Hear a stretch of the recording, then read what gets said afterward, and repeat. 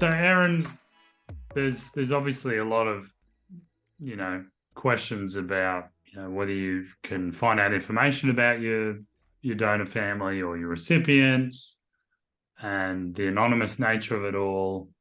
And there's a lot of confusion, I guess, on both sides. How would you describe sort of the confusion that you had? I wanted to know about who they are. It's a very delicate dance to choreograph, to put it mildly. Yeah. It's not knowing how to word things, in a letter, or I've even asked, look, can I share a picture of him with no information about him or anything like that, but just share a picture of him with them. And it was, of course, no, not right now. That can't happen. And I get it. I do get it, because it might be difficult for them or things like that. But because I'd spoken to a few recipients on this page that I joined, a lot of them said they want to know their donor's name. They don't want them to be a faceless person. And person is so important to them. Their donor is such a big part of their life. They want to have a name. They want to know about them, and have a face to put to that name. So it got me thinking more and more that this perhaps is a conversation that needs to be had, and to find avenues in which to do this, if both parties are willing to or wanting to, perhaps sometime after communication has commenced, rather than being a straight off the bat kind of thing. Yep. But I think it would definitely be a good thing if both parties are open to it.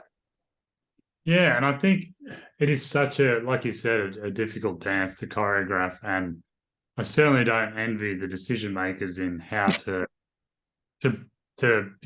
change or improve the system. But I guess from my end, I think communication from the authorities to recipients and donor families on the process could be greatly improved, because the number of people I've spoken with, no one seems to be, everyone's got their own take on what it is or what they should or shouldn't do. Yeah. And it's always different. Yeah. I'm yet to see any sort of consistent clarity. So that has to come down to education from the top, in my opinion. So if anything, as a starting point, I think really make it clear to everyone on the process from the get-go on both sides, and not just clear on the process, but help people in how to navigate through that process. So if there's a recipient who wants to write a letter but doesn't know how, we'll maybe help them with it, give them some advice.